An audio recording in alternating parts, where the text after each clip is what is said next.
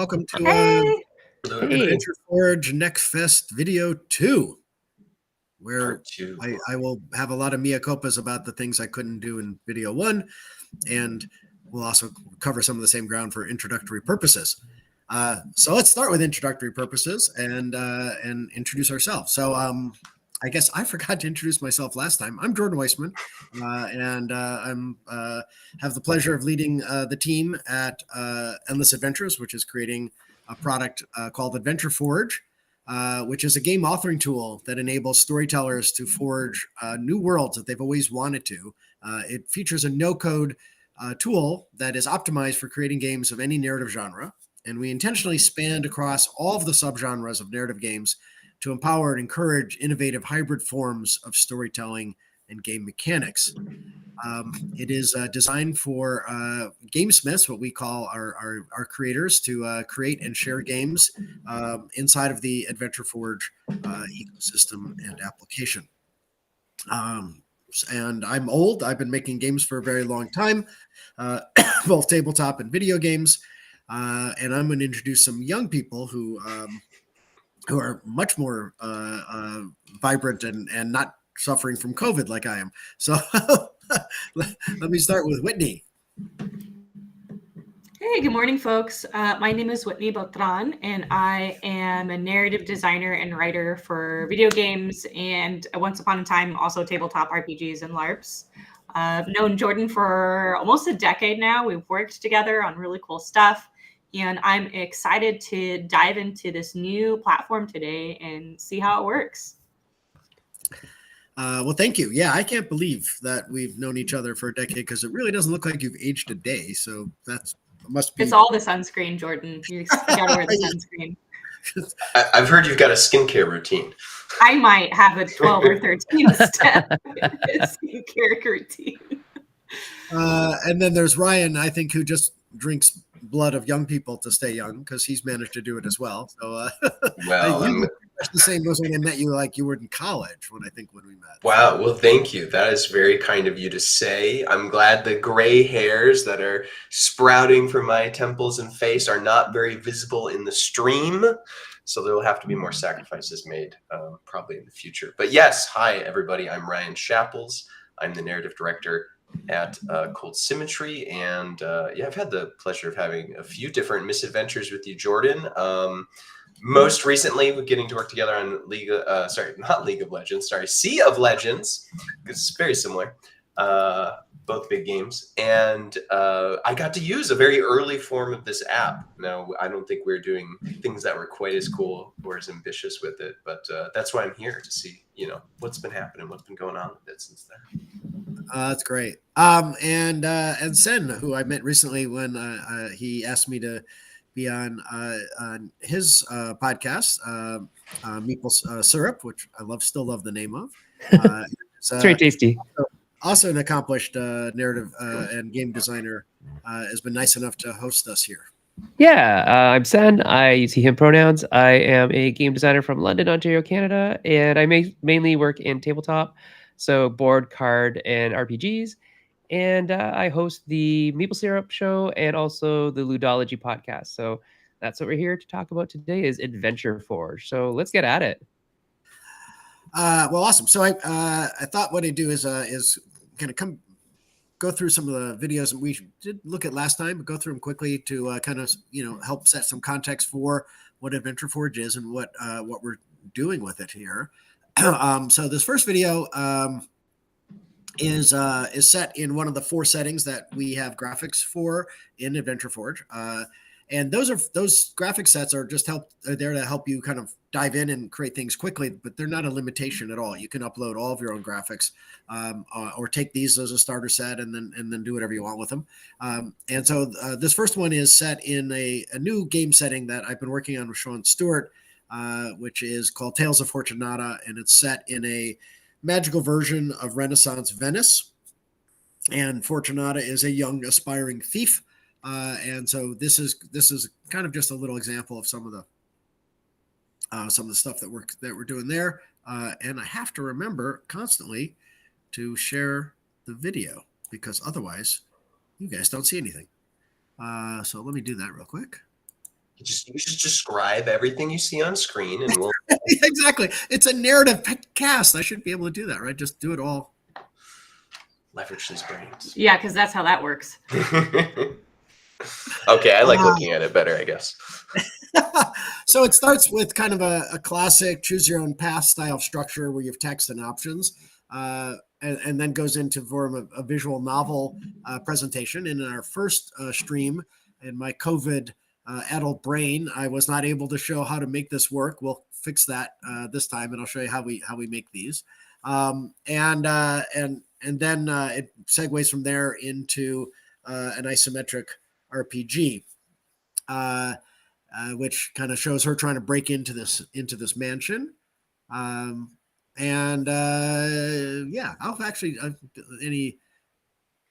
when you're like, for instance, guys, when you're setting up something like this from a story standpoint, any thoughts when you're trying to use narrative to then set up action? Ooh. Like how do you provide as we were talking about the other day, like really important, like narrative is not just words, right? Narrative is visuals and audio. It is everything from costume design to environment design. But like for instance, like here, like how do you provide the clue that you can push these barrels around, right? Oh, the ultimate question, Jordan. I mean, so there's a shared lexicon between game designers and players, right? And that lexicon is achieved through several ways. One is players play a lot of games. They know what's generally expected. They know usually I can blow up the barrel or hide in the barrel or interact with the barrel. But sometimes they're new and they don't know what to do. And so you as a game designer have to briefly in the beginning teach them the lexicon that they should expect to engage with the game with. And that's achievable through tutorialization or through like really easy give me lexicon clues in the beginning, and then it can get more complicated later. But it is something that you have to make sure that you're on the same page as the player, or they can get really frustrated and quit in the first 5 minutes because they don't know what to do. Well, yeah, exactly. So in that demo, for instance, as we played it with people, they were like, well, how do we know which barrels can move and which ones can't? And we thought, oh, well, hey, why don't we put some skid marks around the barrels that can move to indicate visually that that's what it, and that seemed to do the trick. But I agree, building that lexicon of interactivity is really, really key. And actually, I'm going to jump back in the video here a little bit. So things like this bookcase and interacting with the bookcase or later with the jewelry box are all using our 2D tool, which we'll dive into a little bit. That's very versatile to be able to build anything from interfaces to mini games. You saw when Fortunata changed into the dress, or here when she puts on the tiara, those are changing the state of the character. Again, something that you can do, pretty easily throughout the game. And then when she comes down and engages with the people here, you can see kind of a beginning of a skill check, like you were talking about yesterday. And I built one of those for us to look at in this stream. I will add too, I was thinking about this, when you ask the question, like, how does the player know what parts of these environments they can engage with? I feel like another little tool you can always have in your back pocket here is adding UI prompts. As you approach something that's interactable, do we get a little prompt to interact with it? That's like a common thing you see in a lot of more modern game design. Or you could get weird. I was still thinking about your barrel question. I was like, oh, if it was a really silly game, the barrel could start talking to you and you push it. Yeah, I completely agree. And in fact, you'll see kind of in some of the ones we're sharing. We are using kind of your classic icon above the thing says you can interact with it. Tried and true, because then it kind of tutorializes itself, which is nice. Yeah, I love the yellow and red paint debate that is often happening in social media, where it's like, why is everything splashed with yellow paint? And it's like, so players understand that they can touch it, right? And we don't need that. And then it turns out, yes, we do. Absolutely do. Yeah, and so this video is set in one of the other initial settings that we're offering, which is our low poly sci-fi environment. And we have a similar kind of low poly approach to modern and to fantasy, which will be available for people to make games in. And this one is a fun game that our team's working on that is again, short, roughly 20-minute experience to kind of help people get get into the world and understand how to use the tools of being on an alien, waking up on a derelict spaceship and having to figure out, how to what's going on and solve the problem, and has a nice moral choices at the end for what to do next. And cutscenes, which that's interesting. Didn't It expect to does, see that. yeah, excited. I mean, cutscenes are still a thing, and they're And really still useful. terrifying for developers. Oh, yeah. Yeah, luckily, constraints. I always find that constraints lead to creativity, and so the constraints for how we can do cutscenes also means you by nature limits the budget and the Mhm. the potential for them to Well, spin out. how is that cutscene achieved? Do you know? Yeah, so in the same 2D tool that we do our interfaces or our mini games in, you've got all the objects, and can show you put stuff onto the canvases, and then you can determine determine its movement paths. So you can basically move like puppets, like paper puppets around, and animate them as you do so. Right? It's like old Mode 7 stuff in like SNES days. Yeah, We had like the yeah, background moving and the front ground staying and stuff like that. yeah. Not unrelated. Absolutely. We have a question from the audience actually. It's actually for Whitney. So Dreher Inc. says, I really liked your advice last time. So this is somebody who's come back from the last show. And Whitney said that starting with making a 5-minute game is a process that this person uses when they make board games and make up their minimum viable prototype to check if the core game loop works. So she wanted to know, what's the next step for video games, Whitney? Oh, okay. So, I mean, we can all participate here, I think, as game designers. But so you've made your first 5-minute game, and the next thing that you do is you play test it, which means that you give it to your friends and you don't say anything, you don't do anything, you just watch what happens. Right. And maybe they'll understand what you made, or maybe they won't, or maybe they'd be like, I'd like it this way, or I want more of this, or I want less of that. Nothing survives contact with the enemy, as we say. And it's the same in games. This whole genre is about how the player interacts with the game. And so you need to understand how that's working. The only way you can understand how that is working is to put it out there in the field and observe what happens. And then from there, you can decide what to do next based on what you've observed. Yeah. And I think it's very true in video games as well, right? If you got your core loop, which is hopefully what your first 5 minutes were really focused on, right? Rather than your cinematics, which God knows how many teams back in the 90s I saw spend millions and billions of dollars on cinematics before they even knew what the core Don't loop start was. with cinematics. No. Yeah. Scary. But yeah, so first thing you want to develop is always kind of like, what's that core loop? What's the essence of the game, the real center of it, and then get that playtest, right? And I think that's one of the things we're hopeful that Adventure Forge can facilitate in, is being able to quickly put it out, test it often. And I'm going to use a word which game designers initially hate, but better come to embrace: analytics. Ooh, yeah. Oh, no, I agree with that. That's fine. Yeah. Analytics, because when you're testing a board game, right, even there you want good data, right? Because as you sit down, if you watch the person play the game and they know you're watching, you're actually getting very, very stilted data, right?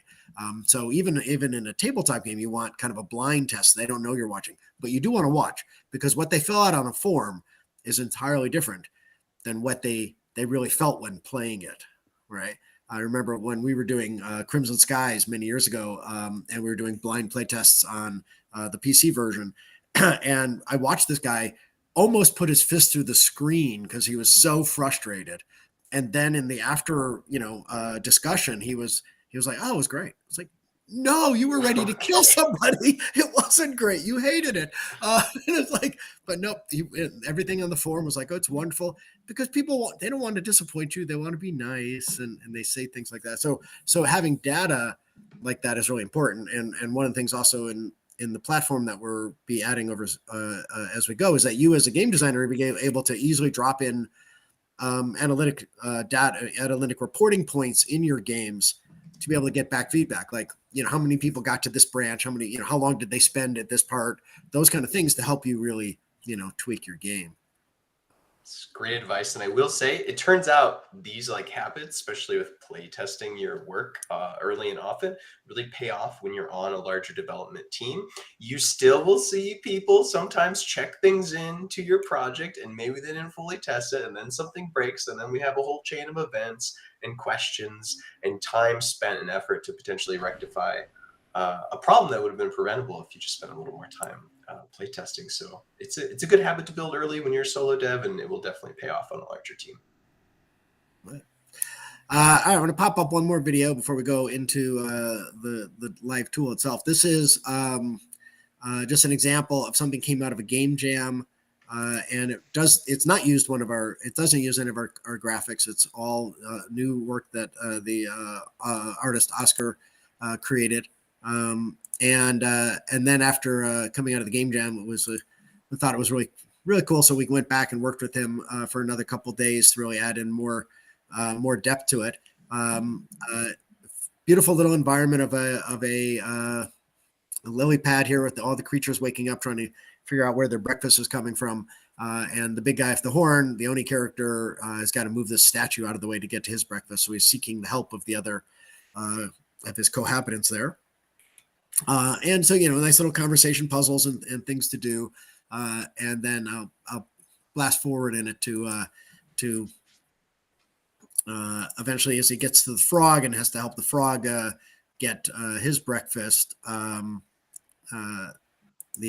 leads us to a little memory mini game. And again, that same very versatile 2D tool that's used for all the interfaces and the cutscenes also can be used to make a wide variety of different types of mini games, such as this one here. So there's nothing stopping us from taking this tool, Jordan, and being like, I'm going to make a puzzle game. I'm going to make WarioWare. Like, you don't actually have to make an isometric RPG at all. Oh, absolutely not. Absolutely. Yeah, I'm glad you brought that up. Yeah. It is not meant to be an isometric, isometric. Every game has to be isometric by any means. Absolutely. No, in fact, one of the titles that we are working on that as an example of that is called Lions and Cats. Their own adventure.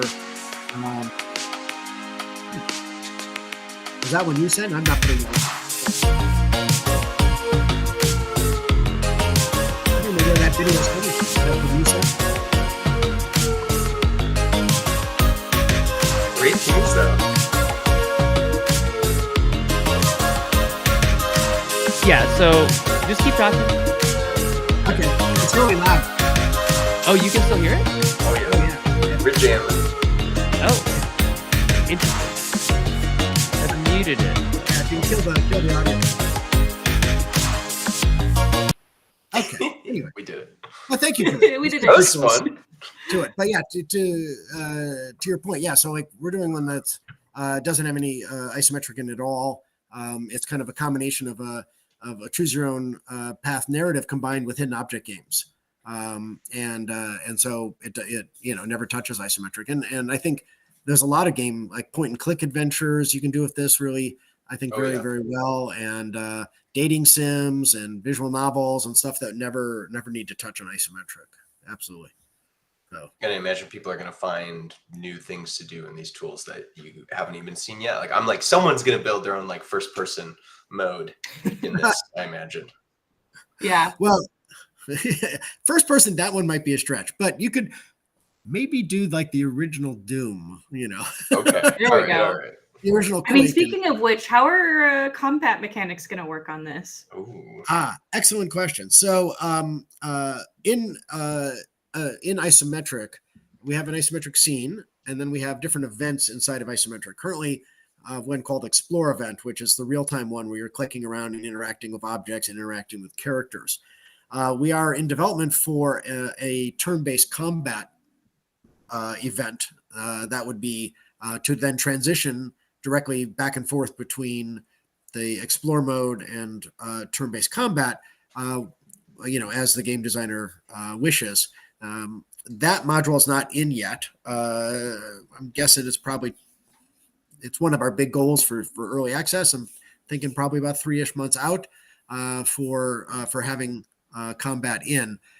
But what's exciting is that some of our users just didn't want to wait, and so they built their own. And I'll show you. That's also to me one of the exciting elements is when people can start to make things you didn't anticipate.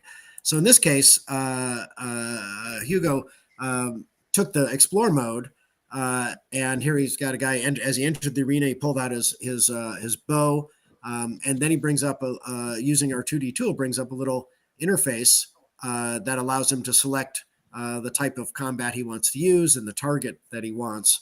And so and then he's basically constrained the real time into a 2D mode.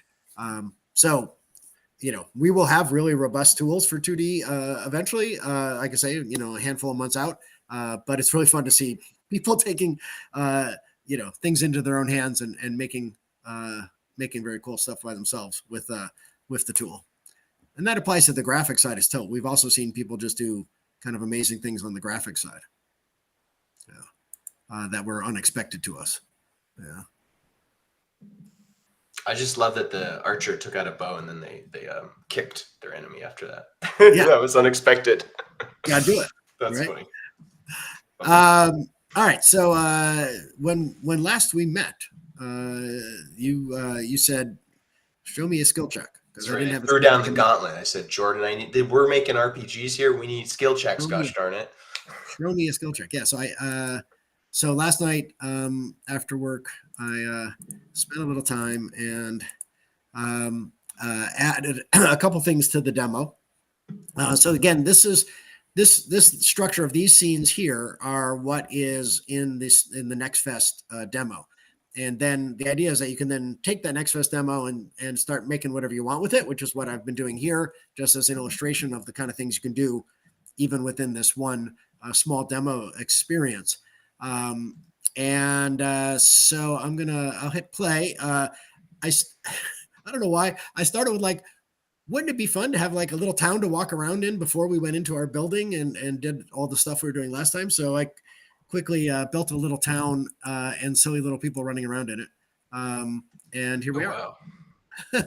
Wow. So again, just an illustration that even though this is still isometric, it kind of has a very different kind of look and feel based upon, if I want to do larger navigation or I want to use this kind of perspective for a very wide, variety of different things. I have little AI guiding that I wrote, using the logic very easily to have different guys doing patrols and running around to different places. If we go inside the purple building here, we'll transition to the interior. And I should say that that loading screen, I should have mentioned this last time, the loading screen we see going back and forth is not going to be there. If you actually, I'm on a build that's a little bit behind the Next Fest build because it wasn't caching the isometrics, and now it is. So you won't have this load screen as you go back and forth between things like the main console or the visual novel and then back to the isometric. Those Very cool. Wow. All right, so if we go over to our main console here, and you'll see this changed a bunch since we looked at it a couple days ago because I had an hour or two last night. So now we've got Tell Me About Disco, and it requires a skill check.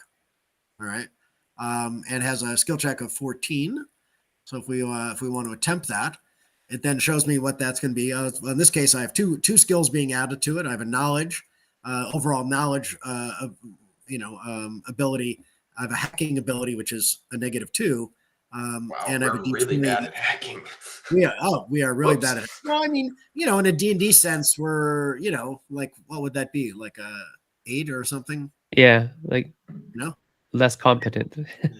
Yeah. So, and then we were going to roll D20. It has to be better than 14. So we will attempt the skill check. And it's up to you as a designer to whether you want to show the die roll or not, right? So indeed, and then it shows how the math worked out we are successful. We go back up to the main console, and now it's unlocked, that we can now learn about Disco. We got our little text page there. But if we want to make that harder, let's say we're going to just built this in so that we can quickly do. Let's say we wanted to try to get to like a 17, which is really hard, right? And if we do our attempt, and watch, I'll roll it. Of course, it's like when you want to fail. Yeah, you're like, I have so much to show you about what happened. Yeah, it's like wait a minute, like wait, where's that? I like to play think piece? too. The character is like they're trying to keep the secrets of Disco locked down now that they've gleaned them. Oh, it's a It's a dangerous and powerful magic. It is. Yeah, I would consider it a mind. It's a mind virus that you're trying to lock away. It's definitely an earworm. Yeah.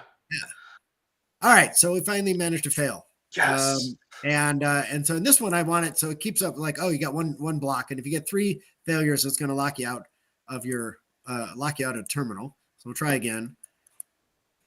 Yeah. All right, I have to set it to the like. Yeah, I have an idea. Oh We'll set wait, it at max is at 20. 22. Okay. Basically impossible. All right, and we get a second failure, and I rolled another 20. You did roll 20, hot hands. Okay.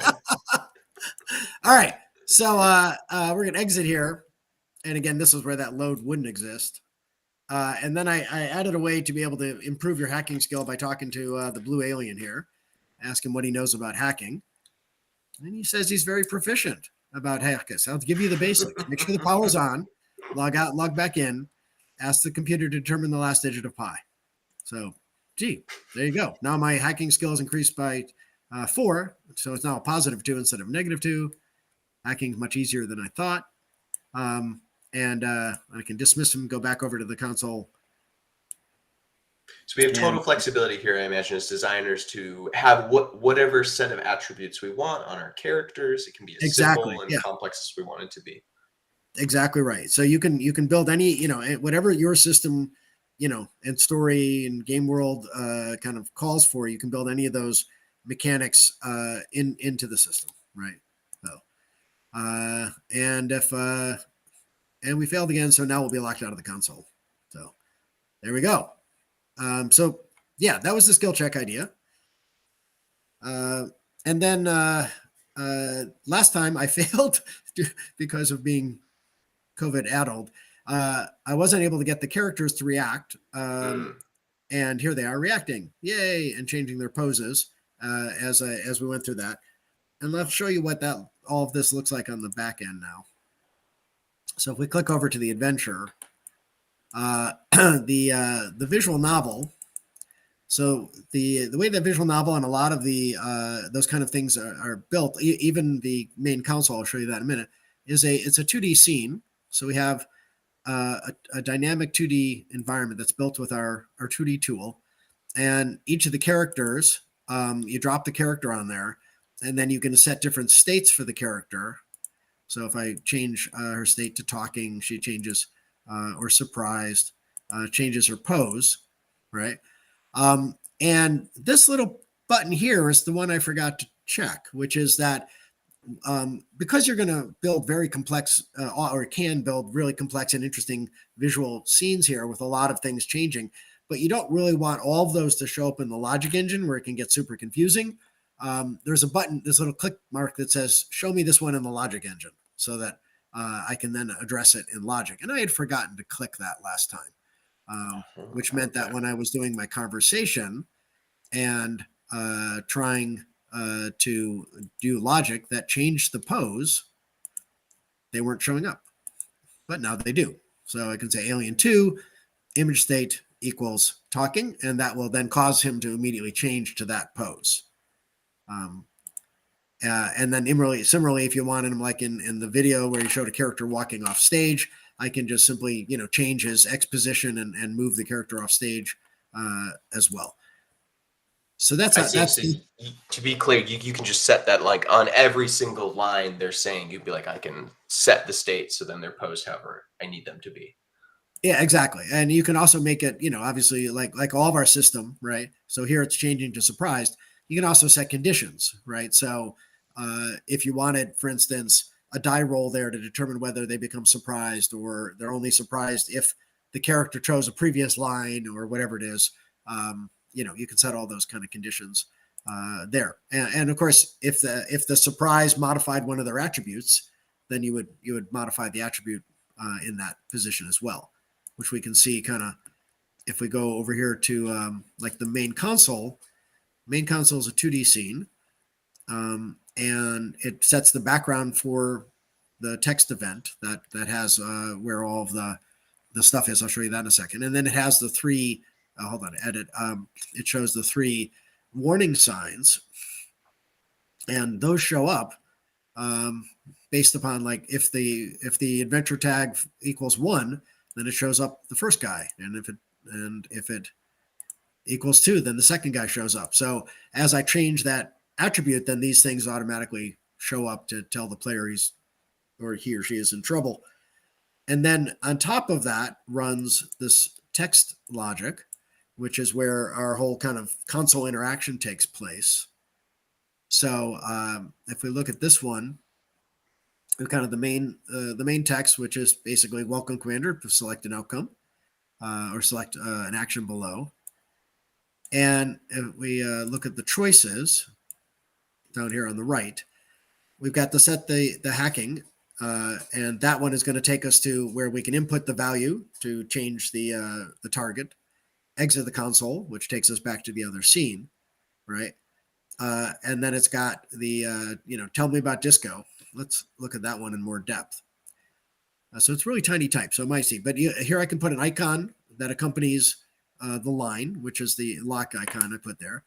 And then it says, tell me about disco, skill check, and this target is in blue. And if I click that, I can then set logic so for that word. So this is what we call text substitution. And it allows me to say, oh, in place of that, the text that was highlighted should be replaced with the value of this tag.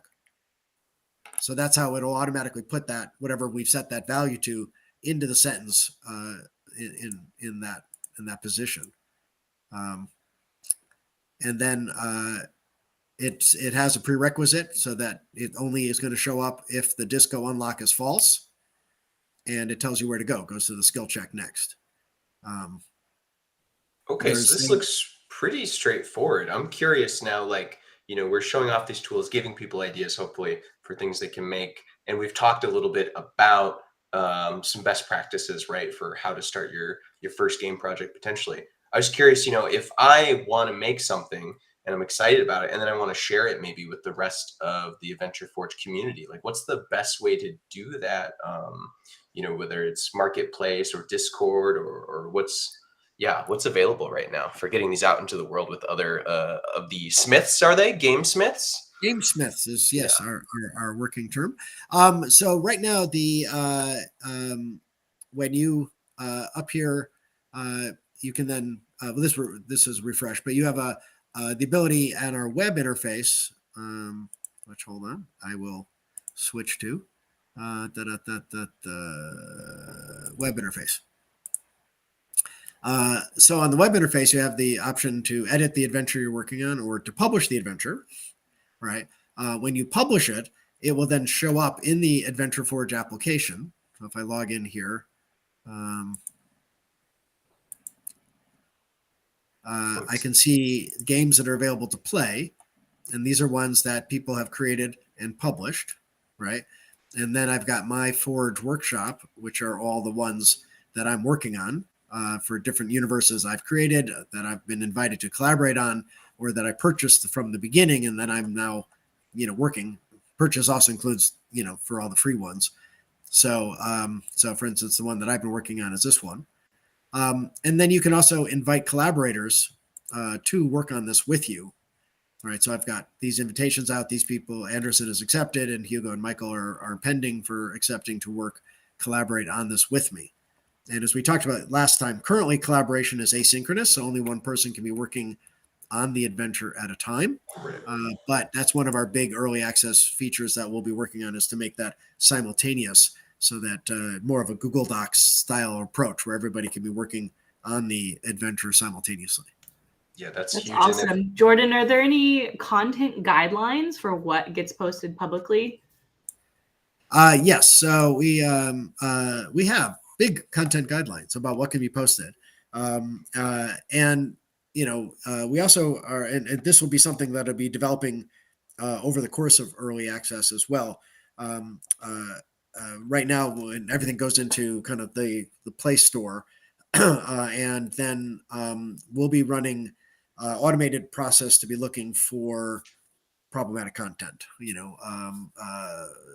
Pornographic or um, uh, copyright infringing uh, illustrations and work, and then text analysis to try to look for things that are problematic on from a text standpoint, which will then and again, these processes are not all in place at the beginning of early access. These are things we'll be working on during early access as well. But then that will prompt human admins to go review content and then reach out to the creators with potential problems that have been found. Um, the goal then is that eventually we want to have kind of two layers of the Play storefront, with the working titles Civilization and Wild West. So when you originally publish stuff, it goes into the Wild West, and there people can find content and also flag content for being inappropriate or problematic. And then you can then ask to have your content promoted to Civilization, which means that there's a proactive review of content, so that when customers first come in, they're first going to see a kind of a completely vetted marketplace, and then if they want to go into the Wild West and see stuff that's earlier in development, they have that ability to do so, but also know that they're may encounter stuff that is problematic.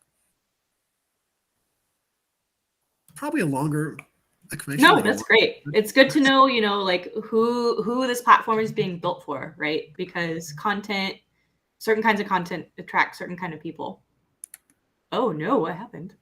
Another video. Ooh, Okay. From a mysterious source. And I was curious when I was looking at the interface. I was like, if I'm what I'm seeing is right, does that mean I could also just drop someone a link to a particular adventure and be like, hey, check it out, go to this page? Yes. And Yeah, because it is all web based. So yeah, you can grab a link and share it with people, and they'll take them right to that adventure. And then one of the other things that we don't have initially, but is on the early access development list, is that you can, rather than publish the game for the entire community, you can selectively share it with other with players. So if I built this silly D&D game with all the in jokes from our high school, D&D gang, and I don't want people who don't get the jokes ragging on me. So I only want to share. I only want them to see it, so I can share it just with them, and it never shows up in the store, and it only shows up. It shows up in their stores. It doesn't show up in anybody else's stores, and I think that's important because a lot of times we make things that really aren't designed for everybody in the universe, right? They were made for a very specific audience, and I want to share it with that audience. Especially early on too, with a game prototype, you're like, I know I want to keep this to the friends and families. It's not ready for the public scrutiny yet. Yeah, absolutely. Because I mean, I think one of the advices I always give budding game designers is find the smallest underserved audience you can that you're passionate about, and design for them. I think especially when you're starting out, don't try to design for the world's largest audiences, right? They already have an enormous amount of content available, but find like who is a group that you really relate to. It's like, oh my God, we are just like the world's biggest knitters, and there isn't a good knitting game. Like, make a great knitting game, and so I think, hopefully this tool, empowers people to find those audiences, because I think that's what's good for you as a designer. It's also a good way to get, to start to build an audience for your games and your designs. Have you guys any thoughts on that from your careers? Ugh. Well, I mean, we work in commercial art, right? Our games have to make money. So on the one hand, you should absolutely make what you are passionate about. The weirdest thing, the craziest thing, the most amazing thing that you can think of, just make it. When you are like yourself and Ryan and I, where we're directors at larger companies who are making, products for larger audiences, there is a balance where you need to make sure that you, again, because designing for games is a very empathetic skill set, designing for what you think your core player will want. Now you get to decide who your core player is, but once you are locked in, it's for them. It's not necessarily for you. Oh yeah, no, I agree with Good that. point. And mistaking yourself for the audience means you can design for a very narrow audience. I Mhm. agree with that. But I guess my experience is, and this is largely a combination of game design and entrepreneurial, is that identifying an audience is really key, right? Yes. And not only knowing who you're designing to in terms of their play styles, but how to reach them, Yes. is really important. Especially now, especially as user acquisition is very tough in the market for commercial games. Right. And the more specific you are, I suppose, especially for someone starting out or super indie, it's like, okay, then maybe you have a point to your stick to slice through all that noise and actually find your audience rather than going broad right off the bat. Yeah, so I'll pop back to the tool for a second, just to dive into some of the other craziness that we put on screen. So that kind of early scene where the characters, like the mini characters in the little world were running around.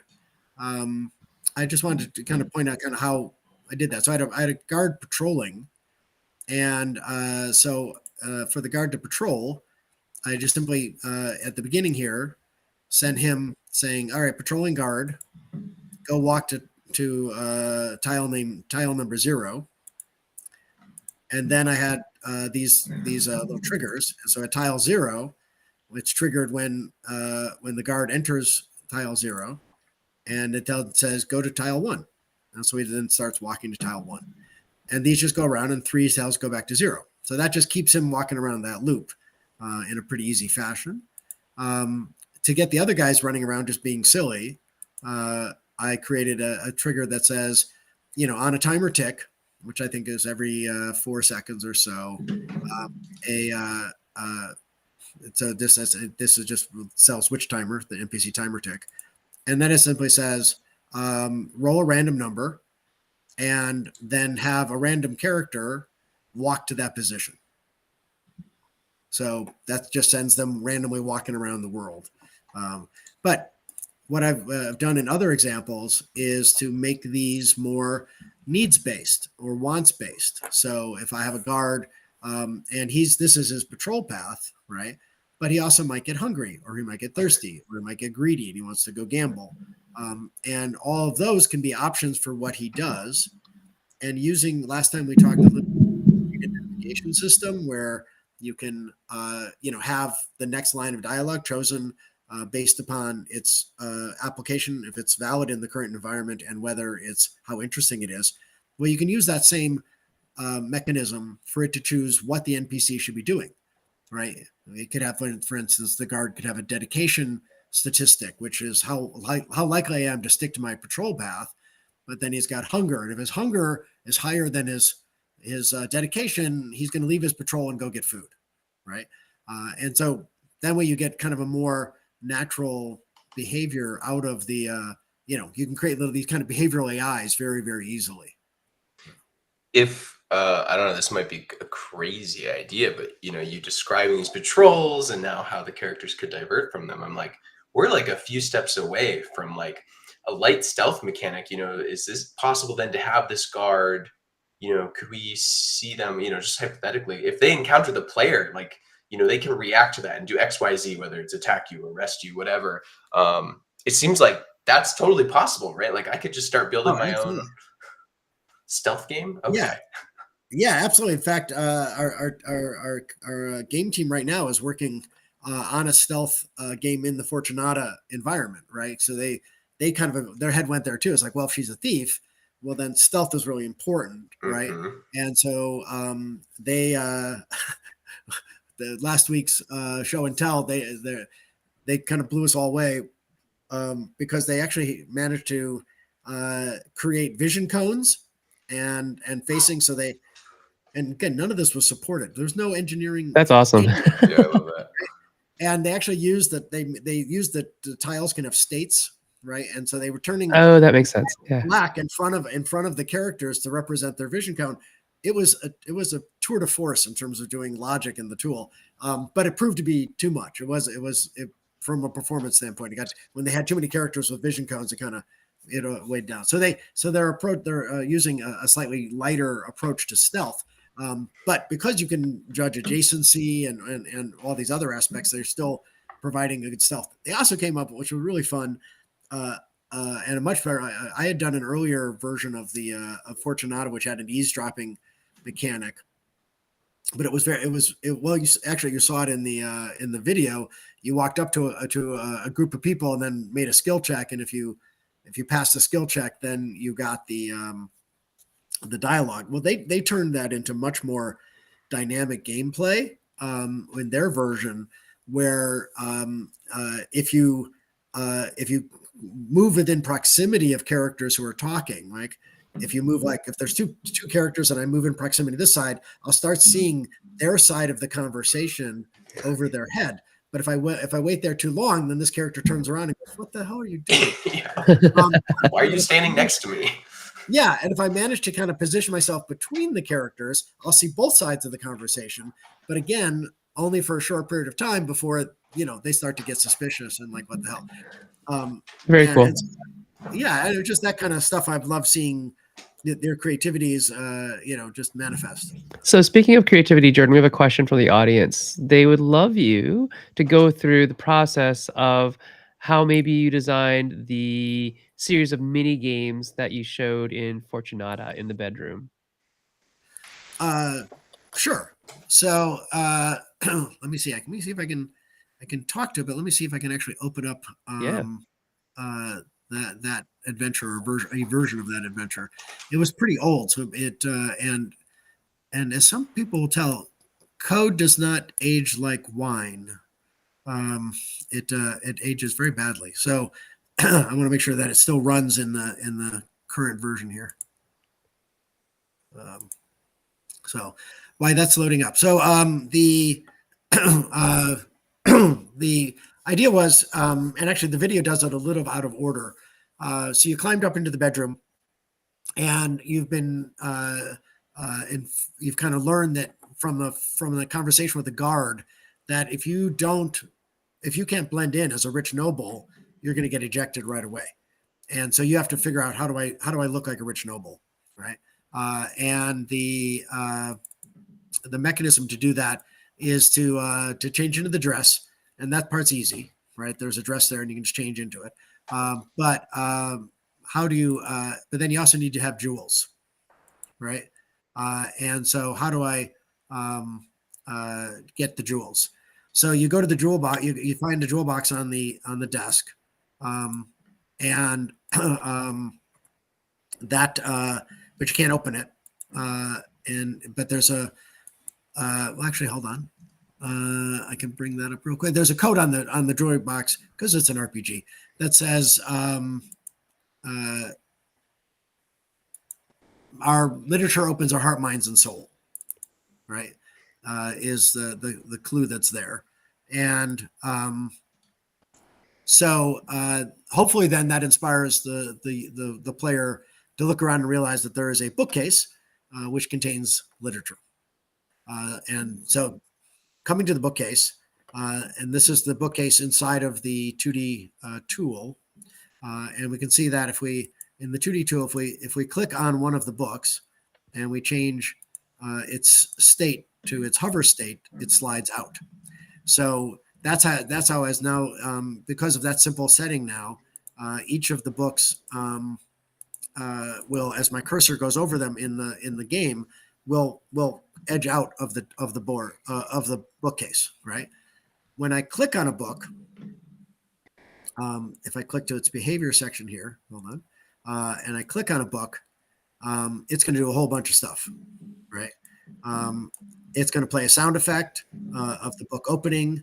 It's going to take the draw order of the book that's hiding behind the bookcase and bring it up to the front, and then wait a couple milliseconds, and then it's going to go to another phase of the book, another stage of the book to open it up, and then it's going to basically present the open book, right? And when I click on that, then that closes, right? So if I, for instance, what it's bringing is this book from the back. If I bring this to the front now, and it'll then show the bookcase. Hold on.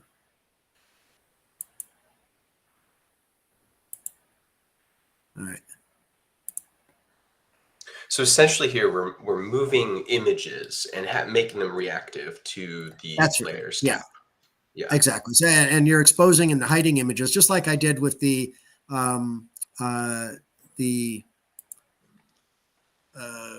console, where those little things showed up when you failed. Right. You're turning them on and off and exposing them. And then there's a different 2D scene here for the jewelry box here. So each of these buttons, when the behavior on those buttons, simply look at what the current one is exposed, and then exposes the next one. So that's how it'll cause the buttons below it to change their stat, their symbol below it. So you just click these, and then these start rotating around. Because each of those, for instance, if I click one of these, if you look at the states, there are different states for each of the symbols. Right. So each time now we tap the little button, we're gonna like rotate the symbol essentially. That's right. And when you hit the submit button, right, it looks at the status of each of these and goes, "Oh, are they in the right order?" And if so, then it transitions to the so we look at this one, and oh, I know why, because this is the failure. If I go to the press state, let's see. Oh, hold on. This is looking at old stuff and trying to figure out what it was. Okay. All right. So here, when it's in the lit up state, that means that they have already solved the puzzle, and so then it will then take you to the next scene because they've solved the puzzle. Then we get to see the jewels. Yeah. Essentially. Yeah. Exactly. So yeah. Go ahead. I was just curious too with Fortunata and these different games that you all are developing in-house. What is like the roadmap look like for development on those? Are those playable in demo form now? Should we expect like a more fully fledged version to be coming out down the line too? What's the idea there? Yes. Well, I appreciate that. So yeah, our goal with the ones we're developing in-house are to provide, very much like Whitney's advice, right? Short experiences that help us kind of, learn our own tool and also provide a guidance for how to use the tool. Because anything we publish in the tool is immediately moddable. You can copy it and then start ripping it apart, just like I've been doing with the Steam Next Fest demo. Yep, you can start adding disco balls and skill checks, whatever you want. Yeah, exactly. So our goal would be that at launch and early access we'll have the Icarus adventure, the Oni adventure, one called Dairy of the Dead, which is a fun puzzle RPG set in a post-apocalyptic zombie world, and appropriately to our earlier conversation where your mission is to get milk for your cat. And that's very important. Yes, it is, because that cat is a very tough taskmaster, almost as bad as Whitney's was last night. Yeah. And then Fortunata is one which has much more stealth mechanics and stuff. It's going to be published in a couple of chapters. So the hope is that the first chapter will be out at the beginning of early access, and the next one will be out probably about a month after that, for the 2 chapters of that. And then the goal of that is to, to provide inspiration and guidance. Mhm. Our aspirations are, and we are trying to work on some deals, for lack of a better word, for us to be able to create some bigger full length games using Adventure Forge, and those would be published as standalone titles, but also published inside of Adventure Forge, where they would frankly become the most moddable game ever made, because you'd be able to rip them open and just have at it. Very Okay, cool. yeah. That's so like the good thing is any game that gets made in Adventure Forge, basically that now it just becomes a bunch of tools and pieces and assets that then anyone can put in any of their games. Yeah, and that's up to the person who made it. Right. You don't have to permit that, right? If you want, Gotcha. you can keep. Yeah, that's up. We're keeping ours all open kimono because that's part of what we're doing is to help kind of fuel the community. But as an individual creator, you don't have to open up yours to do that. You make that choice. That is a good point. I'm glad you brought that up. Yeah. So Jordan, speaking of Dairy of the Dead and other things, can you show us a little bit about Dairy of the Dead and maybe Icarus? Yeah. So Icarus was the one I ran earlier on the derelict spaceship. Right. But let me show Dairy of the Dead.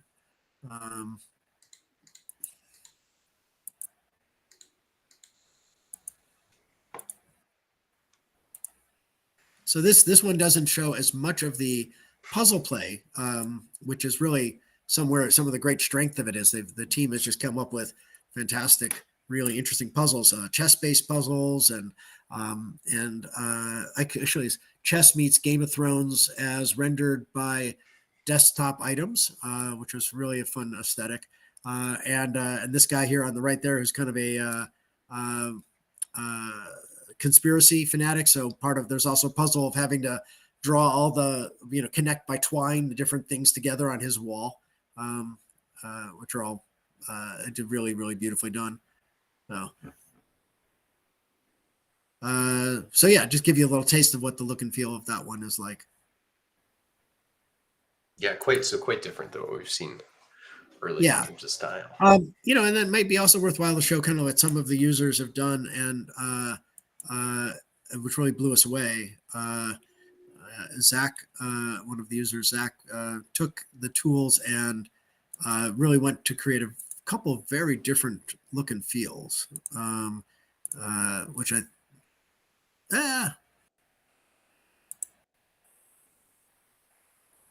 hold on. There we go. Vimeo has to coordinate. So here he used. We have in our isometric tool, we have a foreground and a background paintings that you can create, and so he created this kind of slightly off kilter little Escher-esque. I did that better than last time. Escher-esque kind of environment to set it in. So this is more of like the approach like Hades uses, where you have really big paintings that are beautiful context settings for in which the isometric takes place. So this was great because it was so different from what our stuff was looking like. We got really excited about that. Yeah, you don't have to make a cute game with this, this tool. You can make a weird, creepy, unsettling one too. You can make anything. Exactly. I like those games. Please make those games. Yeah. And then he went off and did this because I think we got so excited. He was like, "Oh, well, I can blow you away again," and he did. Cool. So in this one, he did a little game with the. Oh, come on! Hold on. There it is. Vimeo problem here. All right, there it goes.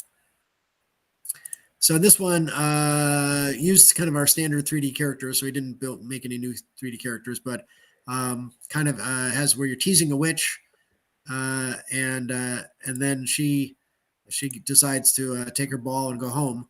And in this case, her ball is stealing the color from the world. And then if you're nice to her, she will put the color back in the world. And that just kind of blew us away. Yeah, I want to see a whole game built around, manipulating color in the world now, like the puzzle. Yeah, it's such a cool idea. yeah, it was a cool idea to begin with, and then a great execution of that idea. Yeah, it was, and it just it like the combat example is like love when people are just doing things we hadn't anticipated. Right. There's gonna be so much of that. Well, everybody, you know what? That's our time. We've done an hour again. Unfortunately, Whitney dropped during the stream, so we'll say goodbye to Whitney right now. But Jordan, are there any last second words?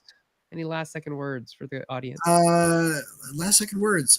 Thank you for your time and interest, and please wish list us so that when early access starts, you're aware, and we'd love you to come in and start playing and making things.